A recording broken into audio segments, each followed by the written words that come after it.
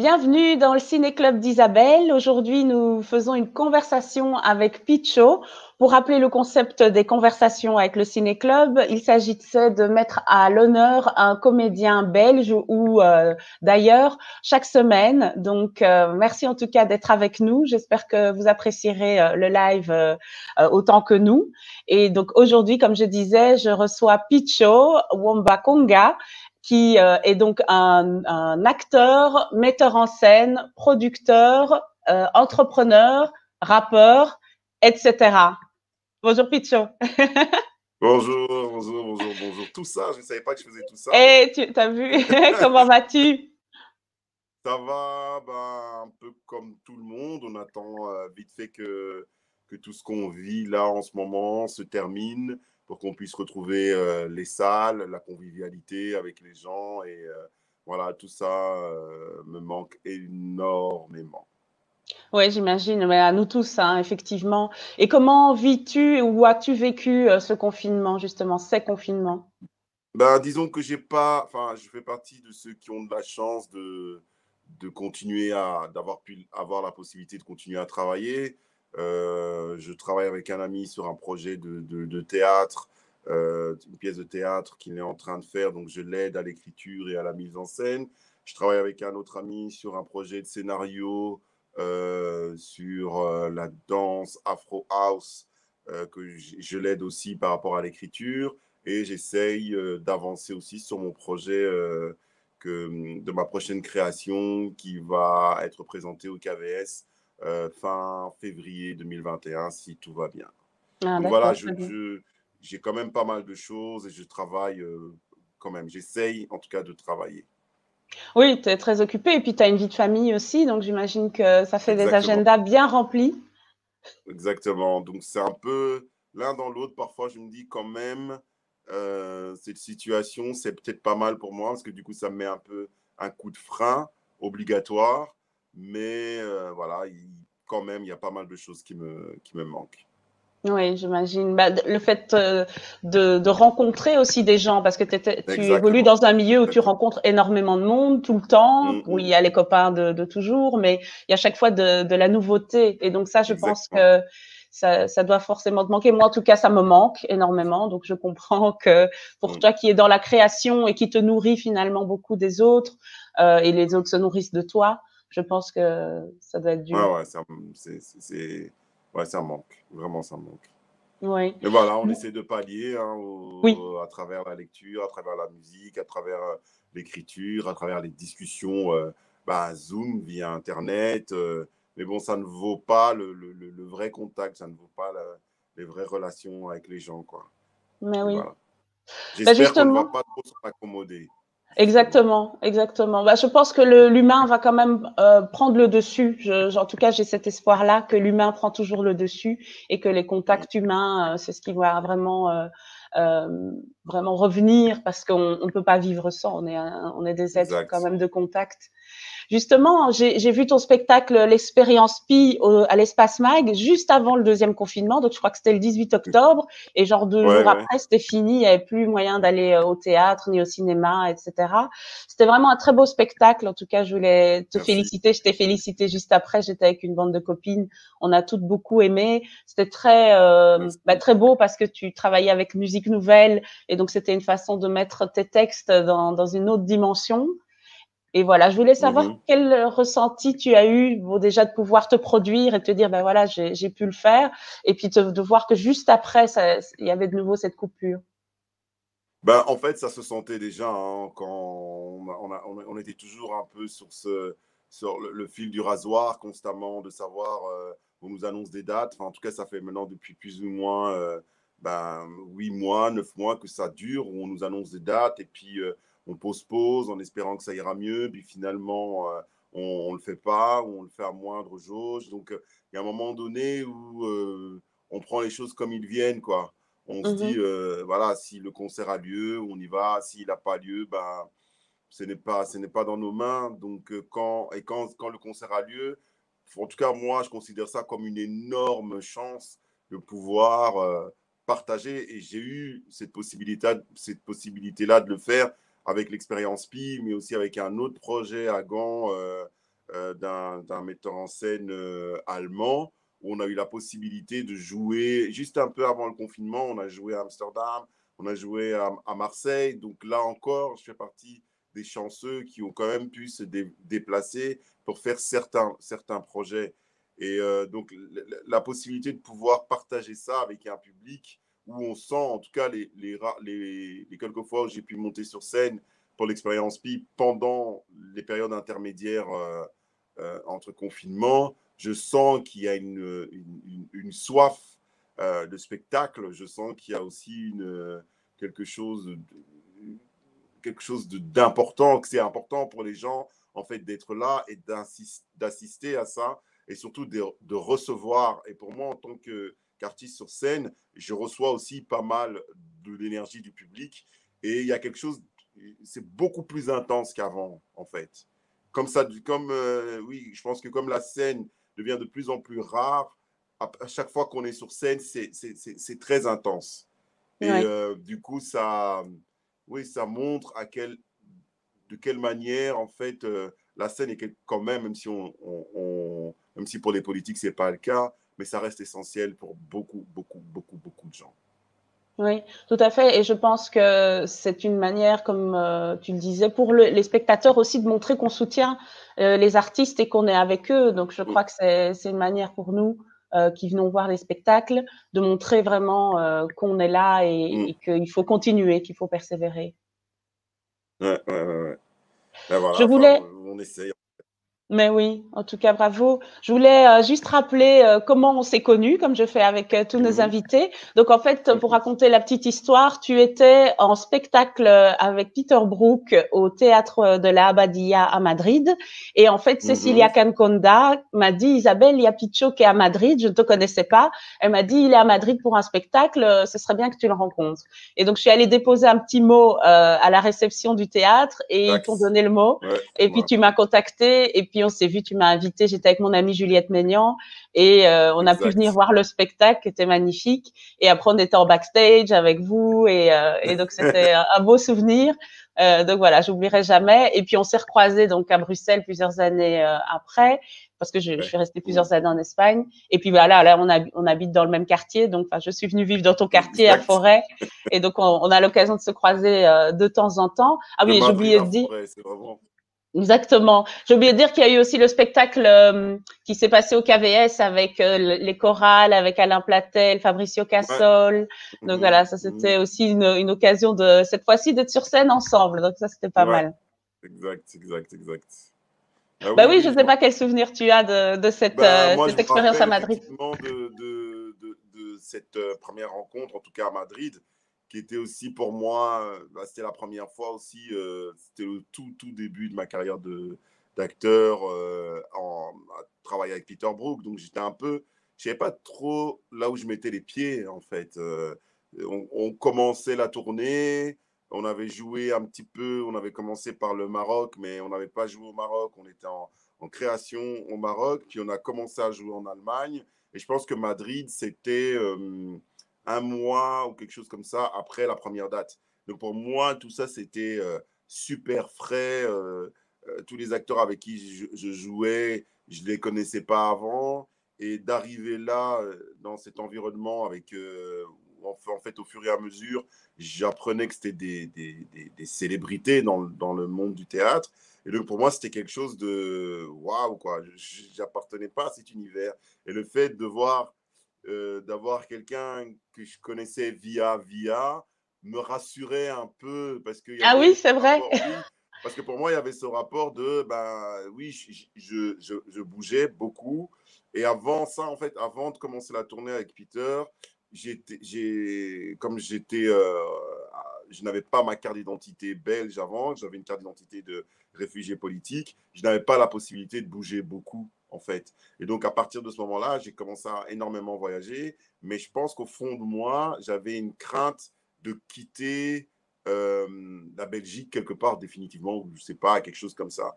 Et de savoir qu'à chaque endroit où j'allais, je rencontrais des gens qui étaient un peu liés d'une manière ou d'une autre à Bruxelles, surtout, bah, ça me rassurait quelque Oui. part de me dire bah, finalement le lien est toujours là, il n'est pas rompu. Et Ah oui. je viens aussi de cet endroit-là. Ah bah ça me fait plaisir, en tout cas, ça Voilà. m'émeut beaucoup ce que tu dis. Et d'ailleurs, c'est le sujet de la pièce, en fait, aussi, que tu jouais Oui, oui, justement. oui, oui, oui, oui. Enfin, en tout cas, la pièce que tu étais venu voir, c'était Oui, Vie et enseignement de Tierno Bokar, je pense, oui, où on parlait justement du maître soufi Tierno Bokar, qui parlait beaucoup en tout cas, de la tolérance, du rapport que les gens avaient entre eux et d'où qu'ils viennent et comment se respecter avec ses convictions, en fait. mhm, Et oui, c'était plus ou moins dans la période où il y avait, ben oui, toute cette problématique autour des attentats, autour des musulmans et tout ça. Et je pense que c'était une manière de la part de Peter, justement, d'apporter sa réflexion autour de cette question-là, qui oui, déjà à l'époque était un gros point d'interrogation pour beaucoup de Français et de Belges. oui. Et donc, dans ton spectacle, l'expérience Pi, tu parles aussi de Sotigui Kouyaté. Tu as eu Mhm. l'occasion de jouer avec lui? Oui, dans la pièce, justement, Tierno Bokar, je lui donnais la réplique. Disons qu'on était un peu les deux, on était un peu en duo comme ça sur cette pièce-là. Et donc, c'est quelqu'un qui pour moi était quand même, enfin oui, c'était extraordinaire de travailler avec lui parce que il avait un côté du haut de sa taille, mais aussi de son âge. Il y avait quelque chose de très profond, de très sage aussi. Et en fait, ce qui est très intéressant, c'est qu'en travaillant sur les pièces avec Peter Brook, ça m'a énormément rapproché de l'Afrique en général. C'est-à-dire que Sotigui n'était pas congolais, il venait du Burkina. Et quelque part, pour moi, je ne connaissais pas, je connaissais très peu de gens qui venaient de là-bas. Par après, j'ai travaillé avec Habib Dembélé, qui lui vient du Mali. Là aussi, pour moi, c'était une découverte. Des gens qui venaient du Sénégal. Donc, pour moi, c'était un peu genre, waouh, l'Afrique est aussi riche que ça. Et Sotigui, pour moi, portait cette richesse en lui, Oui, oui, dans sa manière d'être, dans sa manière de raconter, sa manière de jouer aussi. Il y avait, oui, pour moi, il symbolisait l'Afrique. En tant qu'acteur, c'était quelqu'un qui symbolisait l'Afrique dans toute sa puissance, dans toute sa splendeur, dans toute sa cosmogonie, dans toute sa sagesse, dans tout son côté aussi énigmatique. C'était quelqu'un de très fort, très puissant. oui, tout à fait, je confirme. Donc moi, la fois où j'ai rencontré Sotigui, c'était quand j'étais en secondaire, parce que j'ai eu la chance de voir la pièce L'Homme qui de Peter Brook. Ouais, C'est une des meilleures ouais. pièces que j'ai vues de ma vie. Mmh. Et après, j'étais allée le voir à la sortie parce que je l'avais reconnu pendant que je voyais la pièce, parce que je l'avais vu dans une série avec Marlène Jobert qui passait le dimanche Ouais. après-midi. Ça s'appelait Qui c'est ce garçon?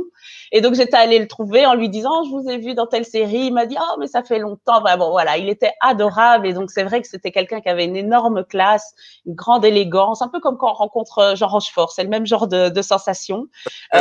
Et donc très très chouette. Et c'est vrai que quand il est décédé, ça m'a vraiment beaucoup peiné parce que c'est un Ouais. acteur que j'aimais beaucoup et que j'avais vu aussi parce que quand tu dis qu'il représente l'Afrique, je l'ai vu dans un téléfilm que je ne retrouve pas, où en fait il s'agissait d'une petite fille noire qui était adoptée par des blancs. Et en fait, elle part à la recherche de Björk. Elle va jusqu'en Islande chercher Björk et Ok. on la voit traverser des grandes, partir en bateau. Et en fait, pendant son périple, elle est avec ce Tigui Kouyaté. Et en fait, on D'accord. comprend à la fin, plus ou moins à la fin, je ne sais plus, qu'en fait cette petite est malade, elle est en fait à l'hôpital et donc dans ses rêves, elle rêve de rencontrer Björk qui est son idole et donc Sotigui représente l'Afrique finalement, ses racines. Donc c'est marrant Mmh. parce que ça rejoint ce que tu dis. Ouais, ouais, vraiment, pour moi, c'est un arbre. Ouais, si je dois Oui, pour moi, c'est un grand baobab. C'était ça, en fait. C'était oui, un arbre qui avait vraiment les racines étaient profondes, profondément ancrées en Afrique, mais les branches étaient connectées dans le monde, quoi. Donc, pour moi, c'était vraiment ça, ce Tigui. oui. Mais en tout cas, pour continuer dans ta carrière justement d'acteur, comment es-tu passé de la chanson, donc tu es rappeur, je disais rappeur, slammer, comment es-tu passé du rap au théâtre et puis au cinéma? Je pense que la première des choses, c'est l'amour des mots. On aurait pu penser que c'était l'amour de la musique, mais oui, j'aime la musique. J'ai essayé de la musique, j'ai essayé d'apprendre du piano, j'ai essayé de jouer de la guitare, j'ai même produit un peu des sons, comme on dit dans le jargon hip-hop. Mais je pense qui m'a le plus imprégné et qui m'a le plus impacté, c'est vraiment les mots. La beauté des mots, de pouvoir les écrire, de pouvoir les dire et de pouvoir le partager avec un public. Et donc, effectivement, dans le rap, c'est ce qu'on fait. On écrit les textes, on écrit soi-même les textes. On est rarement interprète du texte d'un autre. Donc, il y a quelque chose où on doit être, pour moi en tout cas, à l'époque, quand je faisais du rap, il y avait un lien très fort avec la sincérité. En tout cas, ce que tu partageais à travers tes écrits, ça devait être sincère, ça devait t'appartenir. C'était pas quelque chose que tu pouvais inventer de l'ordre de la fiction. Et donc, je pense que cette sincérité, elle a découlé aussi un petit peu quand j'ai commencé à travailler dans le théâtre, où là, c'était complètement autre chose, où on te proposait un texte et on te demandait de le rendre vrai. D'ailleurs, je me rappelle une fois, j'en avais discuté avec Peter, et je lui disais, c'est très bizarre parce que je viens d'un milieu où on me dit tout le temps, stay real, stay real. Et là, on me dit, non, il faut que tu joues la comédie, mais en restant vrai. Donc, il y avait quand même un challenge derrière qui était de dire comment je peux rester vrai en utilisant des mots qui ne sont pas les miens, en fait. Et la manière, pour moi, la manière, c'était de tomber amoureux de ces mots-là, de tomber amoureux de ce qui était dit, tomber amoureux de ce qui était écrit. Et par après, ça a aussi développé énormément mon rapport à l'autre, surtout au niveau de l'empathie, c'est-à-dire essayer de comprendre l'autre, même s'il ne vient pas du même endroit, même s'il n'a pas les mêmes backgrounds, même s'il n'a pas, essayer de comprendre et de trouver qu'est-ce qu'il y a chez lui d'humain et donc de connexion avec toi-même, en fait. Oui, Et pour moi, c'est quelque chose qui m'a énormément aidé dans ma carrière, au début en tout cas. Et puis par après, il y a toute la curiosité. Quand on fait de la musique, on monte sur scène, puis on voit des acteurs, on voit des gens, ils font des trucs extraordinaires, mais comment ils font? Et après, on te propose un rôle et tu dis, bah oui, pourquoi pas? Moi, ça a toujours été sous base de pourquoi pas. Je ne sais pas si je mérite l'endroit, mais je veux bien m'y essayer. Et donc, à chaque fois que j'ai essayé, bah, ça a porté ses fruits, ça m'a amené à devenir ce que je suis, c'est-à-dire un artiste professionnel. Si on revient en arrière, à mes 18 ans, si on m'avait demandé ce que j'allais devenir, jamais, je pense que artiste ne serait jamais arrivé sur ma liste, en fait. Tellement pour moi, être artiste, c'était quelque chose en lien avec l'intérieur et c'était quelque chose de presque personnel et que oui, tu gagnes de l'argent avec ou pas, ben, la question ne se trouvait pas là, en fait. C'était oui, pas ça qui importait. Ce qui importait pour moi, c'était si j'avais des choses à raconter, ben, je le partageais et je le racontais. Maintenant, c'est ce que j'entends beaucoup. Enfin, c'est le retour que j'ai un peu parfois avec certaines personnes. C'est ce sentiment il n'y a plus de nécessité en fait. Il y a d'abord le rapport financier. mhm, On fait de l'art, on fait parce que ça peut rapporter de l'argent. Là, il y a une niche, on va développer ci, on va développer ça.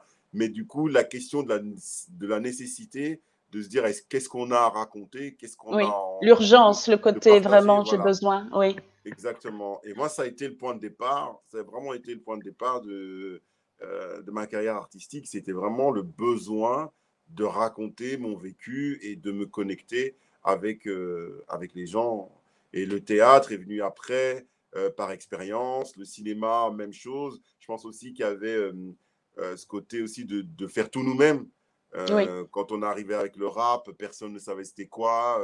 Faire un clip hip-hop, personne ne savait le faire. Donc, je me suis mis non, à la réalisation de mes propres clips avec des amis. Par après, voilà, j'ai réalisé aussi un petit court métrage, je fais mes scènes moi-même. Donc il y avait cette volonté de se dire, bon, le sentiment de se dire, on a l'impression qu'on est les seuls à comprendre notre propre histoire. Donc tant que nous, on ne pourra pas les raconter, personne ne pourra les raconter aussi bien que nous. Donc on a pris les choses en main en disant, ben voilà, on va le faire. Très bien, super. Et donc Ouais, justement, à propos de ce que tu as pu faire au théâtre et au cinéma, tu as joué dans des courts-métrages. J'aime bien faire des liens avec les invités précédents. Et donc tu as ouais, joué un court-métrage de Kiskeya qui s'appelle ouais, «S'il te plaît non», avec ouais, Laurent Delia, qui était ouais, l'invité précédent. Donc j'aime bien l'idée que c'est finalement, vrai. et c'est jamais fait exprès, hein, donc c'est en faisant mes recherches que je me rends Ok, compte qu'il y a des liens. Donc je trouve que le hasard est bien fait. Et donc, tu as joué donc pour Kiskiag. J'ai vu le court-métrage hier qui est très chouette. Vous êtes un groupe de jeunes comme ça et vous discutez. Enfin, il se passe toute une série de choses, mais j'aime bien cette scène où vous êtes tous là en train de manger, boire. C'est assez ouais, dynamique, c'est bien filmé. je me Et alors, rappelle de la. Je me rappelle, ben, non, non, je me rappelle, je vois le moment, j'étais en tournée aussi, donc j'étais revenu passer le casting, parce que c'était, je crois qu'en plus c'était mon premier court-métrage, c'est la première fois que je passais devant l'écran, et j'étais venu passer le casting, elle m'avait rappelé pour me dire que j'étais pris, donc j'étais revenu, et le tournage avait duré euh, 2 jours ou 3 jours et demi, et je me rappelle, je vois très bien où est l'endroit, souvent je passe devant, et j'ai souvent le flash de ce court-métrage qui me revient en tête, en fait. Et c'était une belle expérience parce que pour moi, c'était aussi une manière de voir euh, comment les choses se faisaient de l'intérieur. Et c'est très marrant, peut-être qu'elle ne le sait pas, Kiss, mais le fait d'avoir participé à ce cours m'a permis à moi de dire ben, peut-être qu'un jour, moi aussi, je serai capable de pouvoir le faire, en fait. oui, C'est vraiment le cours de Kiskia qui m'a donné envie de dire tiens, c'est une matière que j'ai envie de tester, c'est une oui. matière que j'ai envie de voir si je suis capable. Parce qu'elle aussi, je pense qu'elle avait écrit et elle avait réalisé le film aussi, quoi. Donc c'est quand même deux casquettes à la fois et c'est pas évident. Non, clairement. Pour moi, je dis toujours, pour moi, c'est déplacer des montagnes. Ça me plairait Ouais. bien un jour de réaliser, mais j'ai un peu quand même cette sensation-là que Mm, il mm, s'agit de déplacer des montagnes. Après, j'imagine que pas à pas, à un moment donné, on y arrive et puis on s'entoure. Mais j'imagine que qui sera très contente d'entendre ce que tu dis là, parce que effectivement, je pense que c'était aussi son premier cours. D'ailleurs, elle l'a mm. dédié à sa maman et c'est vrai qu'entre temps, ben, elle a continué son chemin. Donc, il faut bien un premier film et ça, c'est chouette. Exact. Tu as joué aussi dans un court-métrage d'Ungan Gillet, j'ai vu, mais j'ai pas vu le Mhm. film. Après, côté long métrage, ben moi, je t'ai vu dans Wasteland de Peter Van Hayes. Vous l'aviez présenté au Exact. Festival de Gand. Et alors, Ouais. il y a le film que je n'ai pas vu, mais que j'aimerais voir, qui s'appelle, excuse-moi, j'ai perdu le fil. Le chant des hommes. Voilà, merci, Ouais. de Bénédicte Liénard et Marie Jiménez. Donc moi j'ai vu leur dernier film, donc By the Name of Tanya, que j'ai beaucoup Mhm. aimé. Et donc je me dis que Le Chant des Hommes, ça devait être chouette aussi. J'ai vu la Mhm. bande-annonce et le sujet bah, déjà est très prenant. Et donc je me suis demandé quel souvenir tu gardes de ces deux tournages, aussi bien Wasteland que Le Chant des Hommes. Ouf. Westland, Westland, au niveau du tournage, c'était un bijou. Parce que je suis tombé. En fait, c'était dingue parce que, encore une fois, j'étais dans cette espèce de mouvement entre la Belgique et la France, la Belgique et la France. Et très peu de gens, j'avais le sentiment que très peu de gens me faisaient confiance en tant qu'acteur du côté francophone. Par exemple, on n'est jamais venu me voir. Bah souvent, d'ailleurs, quand j'ai terminé le travail avec Peter Brook, bah, la plupart du temps, je travaille avec le théâtre flamand, avec le KVS. Et il y a une véritable collaboration maintenant qui s'est installée. Mais à l'époque, c'était un peu la même chose. Et du côté francophone, j'avais rien. Au niveau des films aussi, très peu de propositions. Et j'ai cette proposition de Peter Van Hayes, donc le réalisateur de Westland, qui me demande de passer un casting. Je passe le casting. Le lendemain, il m'appelle, il me dit voilà, c'est toi qui va être dans le rôle, mais aussi j'ai besoin de toi pour toutes les questions qui sont liées à l'Afrique, quoi. Voilà. Du coup, c'était extraordinaire. Je me dis, mais le mec, il me connaît pas, il me fait confiance. Déjà, il me prend en tant qu'acteur et en plus, il m'a demandé. On a fait pas mal aussi, on a placé pas mal de musique aussi à l'intérieur du film. Il m'a posé des questions par rapport à son personnage, aussi par rapport au Congo, tout ce genre de trucs. Et cette joie de voir un réalisateur comme ça te faire confiance et lui dire, mais vas-y, on est ensemble et ce film, on le réalise ensemble. C'est pas c'est pas moi le réalisateur qui connaît mieux que mes acteurs. Et puis il y avait aussi la rencontre avec Jérémy Régnier, qui quand même aussi c'était d'une simplicité, en tout cas lui dans la rencontre, pas du tout le personnage qui va manger à côté, qui va s'en foutre des autres parce qu'il ne connaît pas. Vraiment, il y avait une volonté de se rencontrer, d'échanger. D'ailleurs, quand on s'est quitté, il m'a donné son numéro de téléphone en disant, voilà, n'hésite pas, quand tu passes, on peut se revoir. On s'est déjà revu une ou deux fois. Et puis aussi, il y avait c'est assez marrant parce que c'était on s'était rencontrés, c'était la rencontre artistique avec Babetida Saggio. Donc Babetida jouait dans ce film. Et ce qui était dingue, c'est que Babetida, je ne la connaissais pas, enfin, je l'ai connue quelques mois avant d'être dans le film, parce que j'avais fait un atelier, je faisais un atelier acting, et elle était dedans. Et j'étais surpris parce que je pensais qu'il y avait très peu d'actrices noires, très peu d'acteurs noirs, et je la voyais elle, et son jeu, la manière dont elle jouait, à travers les exercices qu'on faisait, j'étais bluffé. Et moi, c'était un atelier de une semaine. Et moi, j'ai fait toute la semaine. Et Babetida, elle avait fait seulement, je pense, 2 jours. Puis elle a dû partir et on ne s'est plus revus. Et j'ai appris qu'en fait, elle l'a fait 2 jours parce que juste après, elle avait été prise dans Westland. Donc, elle devait D'accord. travailler son rôle dans Westland et tout. Et on s'est revus après dans Westland. Et c'était très intéressant parce qu'après, on ne s'est plus quitté. On a un peu suivi le projet des uns et des autres. Et on s'est retrouvés il y a 2 ans ou 3 ans, sur la même scène avec une mise en scène de Irina Brook, Terre Noire, avec Hippolyte Girardot et Roman Boringer. Donc, Ah oui. c'était très intéressant de se dire, bah voilà, le parcours est là et on se retrouve à tel endroit, et on voit des amis qu'on a en commun et tout ça. Et Westland, pour moi, j'en garde un souvenir extraordinaire par rapport à la réalisation du film. Et le chant des hommes, ça aussi, c'est une expérience aussi de fou, quoi, parce que là, on était vraiment dans quelque chose qui était une réalisation. C'était l'immersion, c'était ça en Oui. fait. Le mot, c'est immersion. Parce que quand on a fait le film, il faut savoir on est parti au Luxembourg. Le film a été tourné au Luxembourg, dans une église qui se trouvait au centre de Luxembourgville. Et on est resté presque, je crois que c'était 2 mois. Waouh. Et pendant les 2 mois, on a la plupart des acteurs qui étaient dedans, on a fait un régime ensemble. Parce que pendant Waouh. le processus du film, on nous voit perdre du poids petit à petit et tout ça. Donc il y avait vraiment un suivi de la part de la réalisation, de la part de la production. On avait un docteur qui venait, qui nous suivait et tout. Et on a fait ça, je crois, pendant, ouais, c'était un mois et demi, 2 mois.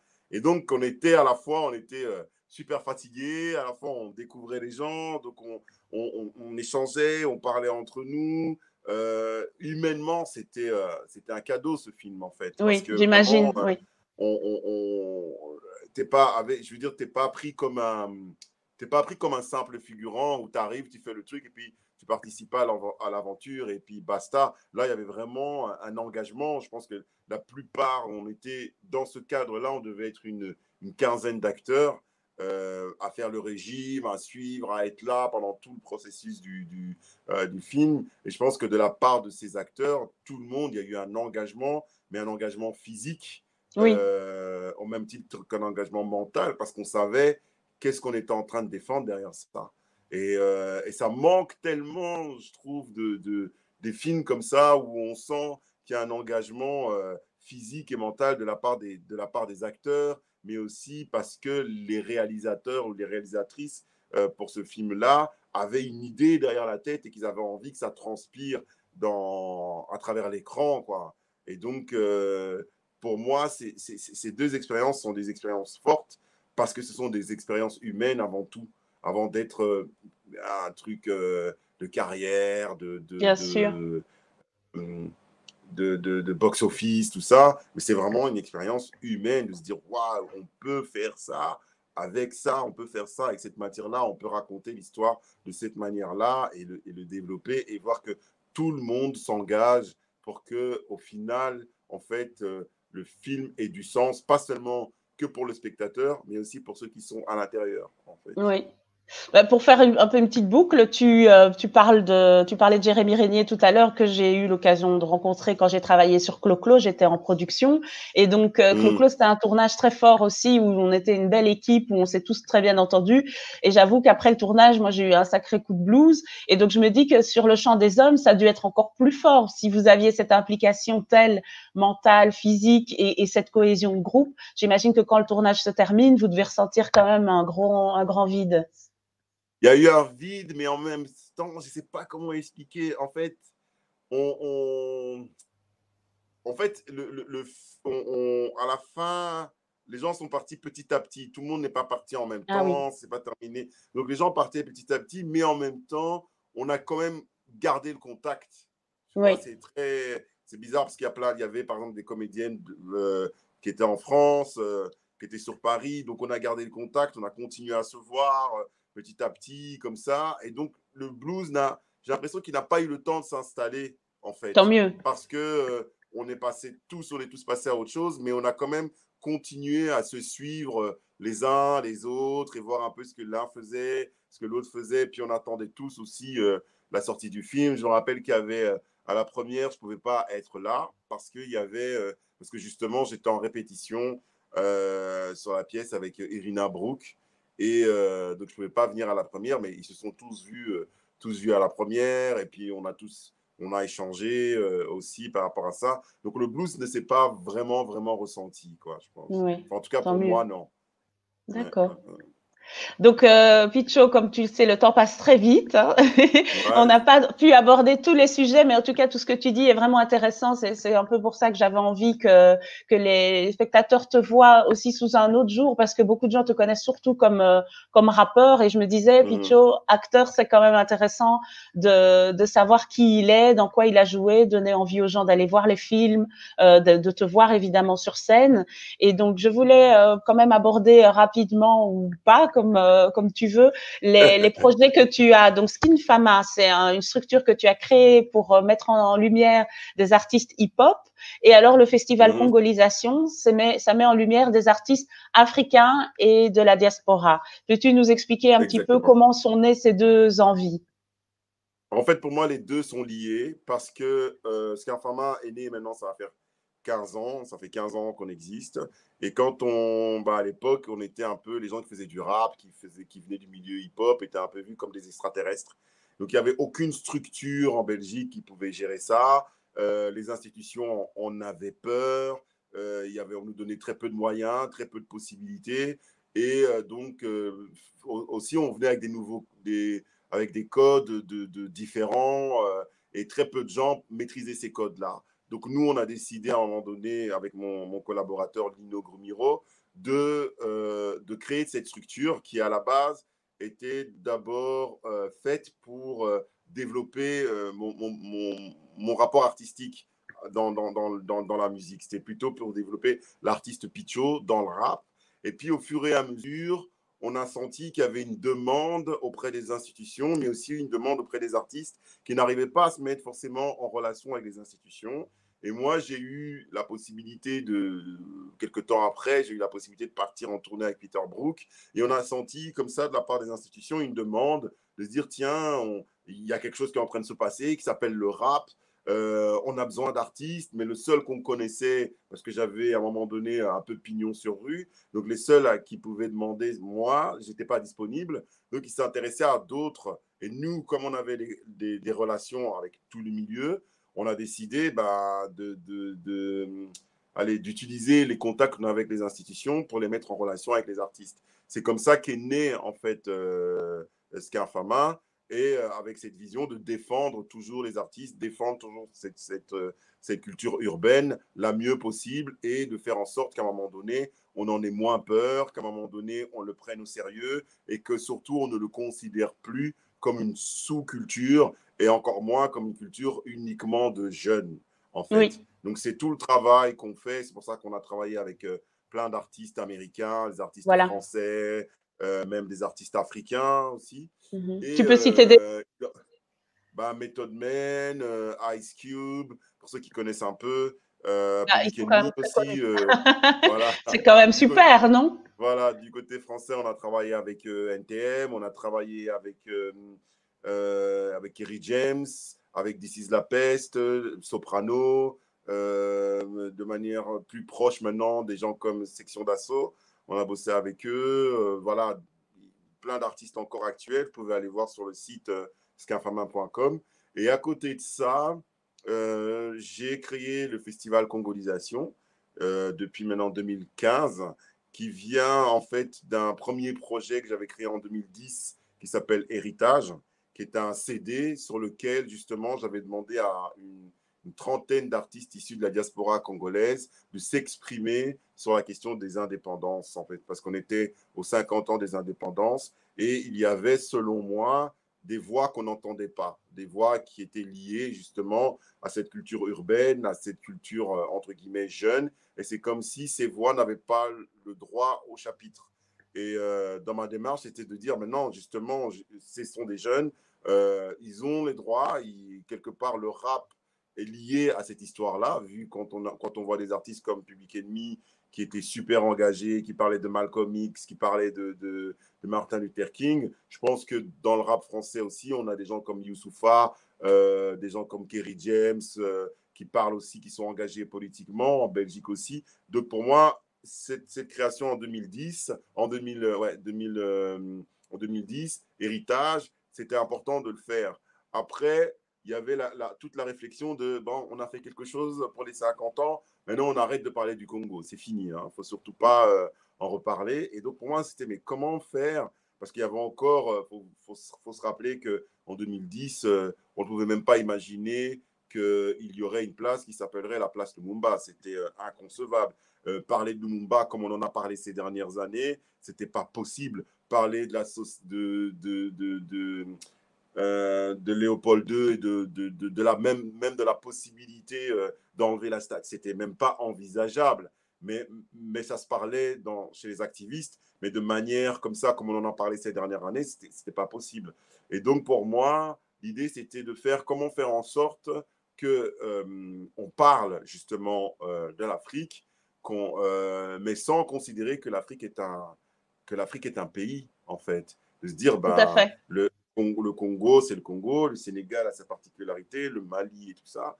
Et donc, pour moi, c'est devenu évident. Je me suis dit, OK, on va jouer la carte inverse. Plutôt que de parler de la colonisation, on va parler de la congolisation. C'est-à-dire, qu'est-ce que le Congo a apporté à la Belgique? Qu'est-ce qui continue à apporter à la Belgique en dehors des matières premières, en dehors de tout ça, mais en termes de rapport humain. Et ce rapport humain, pour moi, il se trouve à fond, enfin, dans mon quotidien à moi, il se retrouve à fond dans l'artistique. Le nombre de gens, de Congolais que je connais, qui sont dans le milieu artistique, qui font de la musique, qui chantent, qui dansent, qui écrivent, qui sont acteurs et tout ça, mais ils n'ont pas la possibilité d'être vus, en fait. Pour moi, c'était créer un plateau qui permettrait à tous ces artistes de se rencontrer, mais aussi aller toquer aux institutions en disant, ben voilà, coucou, là, il y a des artistes qui sont issus de la diaspora, qui sont congolais ou autres, mais qui ont un narratif qui est leur narratif propre, mais qui n'est pas forcément un narratif qui est en lien direct avec l'Afrique, mais c'est un lien qui est entre l'Afrique et l'Europe, entre la Belgique et le Congo, la Belgique et le Sénégal. Parce que c'est comme, en fait, moi, le sentiment que j'ai souvent eu en Belgique, c'est comme si on refusait cette narrative d'entre deux. Oui. Chaque fois qu'on va parler d'un Africain, on va faire un film sur l'Afrique, c'est tout de suite le héros, tu peux jouer dans un film où tu es héros parce que ton action se déroule en Afrique. Mais ton quotidien ici, ta narrative ici, ton histoire ici n'a pas de chapitre en fait, n'existe pas. C'est comme si. Et donc pour moi, il y a plein de gens des danseurs qui ont grandi ici. Il y a même des gens maintenant qui ne sont même pas nés au Congo, qui sont nés ici et qui ont un rapport assez proche avec un rapport assez proche avec le Congo, mais aussi un rapport proche avec leur terre de naissance. Donc, qu'est-ce qu'on fait de cela? Ils ont aussi un narratif, donc ils ont besoin d'un terrain où ils peuvent exprimer ce narratif-là. Et donc, pour moi, Congolisation essaye d'apporter cette chose-là. Et donc, du coup, il y a plein de disciplines artistiques, il y a des conférences, tout ça. Et on voit que, oui, pour moi, je vois très bien que depuis parce que là, on a la sixième édition, ben, je vois vraiment qu'il y a un changement de mentalité dans les institutions, Oui, qu'on se rend compte que c'est quelque chose de plus en... On dit oui, c'est important, même si moi, je considère qu'on est 15 ans en retard quoi, en Belgique sur ces bien questions-là. sûr. Mais c'est Euh, vrai que tu as commencé au Piano Fabrique, si je me souviens bien, et aujourd'hui vous exact, êtes au exactement. KVS, donc il y a eu aussi une évolution en termes Mais non, mais d'organisation. le pire c'est ce qu'il faut se rendre compte, c'est qu'on a commencé aux Beaux-Arts. Ah On a oui, commencé aux Beaux-Arts, mais il y a eu des complications qui nous a fait nous retrancher justement au Piano Fabrique parce que au Piano Fabrique, on nous acceptait tel qu'on était. Aux Beaux-Arts, il y avait des conditions qui ne nous permettaient pas d'être. Effectivement, c'était comme si ah mais tu racontes, mais essaie de la raconter comme ça, essaie de la, mais non, ça nous intéresse pas en fait. Et pour moi, comme je dis à beaucoup d'artistes, je n'avais pas le besoin. Pour moi, jouer aux Beaux-Arts n'est pas un endroit privilégié, en fait. C'est un endroit comme un autre, en fait. Mais surtout, c'est surtout lié à la manière dont ils t'accueillent. Pour moi, c'est ça. Si l'accueil était bien, alors là, je dirais oui, c'est génial. Hein, mais à chaque fois, en tout cas, moi, les souvenirs que j'ai pas un accueil extraordinaire, j'ai pas les petites structures, en tout cas le Piano Fabrique ou les gens comme le KVS, même le VK aussi, ils ont parfois des accueils où tu dis, mais waouh, quoi, on est vraiment pris en considération ici. Et c'est très mais chouette. Et ça donne c'est vrai envie que quand de... on a fait ce spectacle avec Alain Platel, comment c'était Fabricio Cassol Ouais.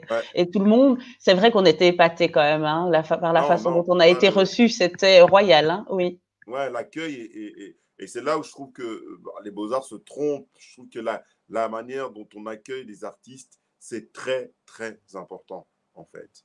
Parce qu'on rentre, pour moi, le lieu, l'espace, c'est un chez-soi, en fait. Et si on ne se sent pas bien, ben, effectivement, ça sera un peu... on se sent être mis de côté, ben, effectivement, ça va se ressentir sur scène. L'artiste n'aura peut-être pas envie de revenir. La qualité artistique va s'en ressentir. Et pour moi, aux Beaux-Arts, il y a toujours eu tout le temps ce malaise où on a envie, mais on ne sait pas trop comment faire. Du coup, on veut le peindre à sa manière et l'artiste est mis de côté, il n'est pas vraiment pris en considération. Et nous, on a eu le coup à tel point que lorsqu'on a fait la première édition de Congolisation, qui était assez focus sur Lumumba, ils nous ont interdit de parler de Lumumba à l'intérieur des enceintes des Beaux-Arts quand même. Hein. Ah Je oui, pense que oui, c'est... et on est en 2015. Hein. Donc, oui, il y a oui. 5... Je trouve que c'est assez intéressant. On dit, ouais, mais il y a 5 ans, hein, c'est presque hier, quoi. Tu vois, Oui. c'est pas... et c'est Bah, pour en tout ça cas, j'espère que les qu'il faut... choses ont évolué de leur côté Les choses entre-temps et que, voilà. choses évoluent, je pense que oui, les choses évoluent. Mais quand même, je trouve que du côté francophone, on est vraiment en retard. Il y a des efforts à faire, Ah ouais, oui. il y a beaucoup, c'est Picho, pas énormément d'efforts. on pourrait t'écouter des heures, évidemment, mais on est déjà à 43 minutes. Non, pas de Je voulais, problème. je voulais juste quand même faire un clin d'œil à ton bonnet rouge. Hein, Ouais. on va t'appeler le commandant Cousteau. Donc, d'où vient ce petit détail du bonnet rouge? En fait, je sais pas, il y a plein de personnes qui m'ont posé cette question et je sais pas, j'ai juste eu un jour un flash où je me dis, tiens, j'aime bien ce rapport. Mes couleurs préférées, en fait, c'est le blanc, le rouge et le noir. Et donc, il y a eu un moment comme ça, j'ai décidé de porter le bonnet, puis tout le monde m'appelait Cousteau, Cousteau. Et donc, à un moment donné, j'ai dit, bah, j'ai demandé à ma graphiste de me faire un logo. Et quand elle Mhm. a fait le logo, justement, avec le pi, j'ai dit, bah, tiens, ce serait sympa de lui rajouter un petit bonnet rouge, parce que tout le monde m'appelle le bonnet rouge, donc pourquoi pas. Et donc, c'est resté comme ça, mais il n'y a pas vraiment de signification particulière derrière. Quoi. D'accord. Du coup, je Ouais. voulais te demander quand même l'expérience Pi, c'est un peu Picho, Pi, c'est Picho d'une certaine manière, parce que tu expliques dans Oui, une vidéo que c'est un peu montrer les différentes facettes d'une personne. c'est ça. En fait, c'est un peu comme tu as commencé l'interview. C'est-à-dire que tu as cité acteur, ceci, cela, nanana, et il y a quelque chose chez moi qui est cette complexité, même si à la fois j'assume que je fais du hip-hop, j'assume à 100% que je suis acteur, que je suis africain, mais je ne suis pas que ça, je suis plusieurs choses. Et je trouve que la plupart des gens sont ça aussi. Et le chiffre pi, pour moi, c'est la chose qui symbolise le mieux ce sentiment, parce que c'est un symbole qu'on connaît tous. On sait que c'est un symbole, donc un être humain, moi je te vois toi, je sais que c'est Isabelle, et je te vois, je peux te reconnaître. Mais à partir du moment où tu analyses le chiffre pi, tu vois que derrière la virgule, c'est indéfini. Donc, les êtres humains sont pareils. À partir du moment où tu découvres quelqu'un, ben, c'est dans les détails. À chaque fois, chaque jour, tu le redécouvres en fait. À la fois, c'est ce qui fait peur parce que Oui. parce qu'on a tellement envie d'être dans quelque chose qui nous rassure et qui nous limite et qui nous dise ouais, ben non, je sais comment il est et donc c'est rassurant. Mais en même temps, c'est ce qui est excitant puisque c'est ça la vie, puisqu'on ne sait pas de quoi demain sera fait, donc on ne sait pas de quelle manière les gens vont réagir par rapport à telle ou telle situation. On le voit bien maintenant par rapport au Covid, par exemple. Qui nous aurait dit l'année passée, on t'aurait dit, voilà, il y a une pandémie qui va arriver, on va fermer les restaurants, les bars, et tout le monde va se taire, personne ne va descendre dans la rue, et on va se confiner. On te dira, mais jamais, les gens ne se laisseront pas faire, ils vont descendre, nanana, mais voilà, la situation, elle est ce qu'elle est. Donc, on est toujours dans quelque chose, je trouve, assez énigmatique et tout le temps, sans cesse, à la recherche, en fait. Et pour moi, Oui. le chiffre pi, c'est ça, c'est être sans cesse à la recherche. D'accord. J'ai lu dans une interview que tu disais qu'il faut toujours croire, enfin, que tu as toujours cru en toi et que tu as toujours cru en tes rêves. Est-ce que tu considères que tu as réalisé tes rêves? Je considère il y a deux choses. Je considère que j'ai réalisé mes rêves, mais je continue à rêver. Donc, j'ai encore d'autres rêves à réaliser, en fait. Mais ceux que j'avais et tout ça, puis voilà, j'avais envie de jouer dans les films, j'ai fait. J'avais envie de chanter, j'ai fait. J'avais envie de voyager, d'aller à New York, de retourner au Congo, de retourner. J'ai fait, mais il y a toujours des rêves qui viennent, qui viennent, qui viennent. Et Dieu merci, j'espère que j'aurai des rêves jusqu'à la fin de ma vie et même des rêves que je n'aurais pas réalisés, justement, pour pouvoir avoir un certain challenge. D'accord. En tout cas, Picho, merci beaucoup. Est-ce que tu veux ajouter quelque Merci à chose? toi. Est-ce que tu veux passer un Ben, message? moi, je voudrais juste dire à tout le monde, force à nous. Nous devons continuer à rester debout, à faire en sorte que la vie continue, ne pas s'enliser dans ça et de ne pas accepter ça, ce qu'on vit maintenant comme quelque chose de normal, en fait. Ce qu'on est en train de vivre n'est pas du tout normal, que l'être humain est un être, pour moi c'est très clair qu'on est un être social, c'est pour ça que qu'on le veuille ou non, il y aura toujours des soirées cachées, des soirées voilà, parce qu'on sent vraiment que les gens, ils en ont marre et c'est normal pour moi, c'est nécessaire, il y a une vraie nécessité par rapport à ça. Et du coup, oui, courage à nous. Et ce qu'on doit faire maintenant, c'est se préparer à quand la situation va redevenir normale. Donc là, Normal, soyons entre guillemets. voilà, entre Mhm. guillemets. Donc, soyons dans un entraînement, soyons dans quelque chose qui nous prépare à des jours meilleurs, qui nous prépare à une nouvelle ouverture. Très bien. Ben, on va terminer sur ces belles paroles. En tout cas, Picho, merci beaucoup encore une fois. Merci d'avoir Merci à toi. accepté l'invitation. C'était vraiment hyper riche et ça nous a permis de te voir sous un jour différent, plutôt le Picho acteur. Et donc voilà, si vous voulez continuer à suivre mes conversations, ben, n'hésitez pas à vous abonner soit à la page Facebook ou alors sur Instagram et sur YouTube. Normalement, la semaine prochaine, on recevra Yves-Marie Nagnawa et la semaine suivante, ce sera autour Ah, de Denis Mpunga. Donc voilà, en tout cas, ok, merci et à très bientôt. Gros bisous. bisous. Ciao.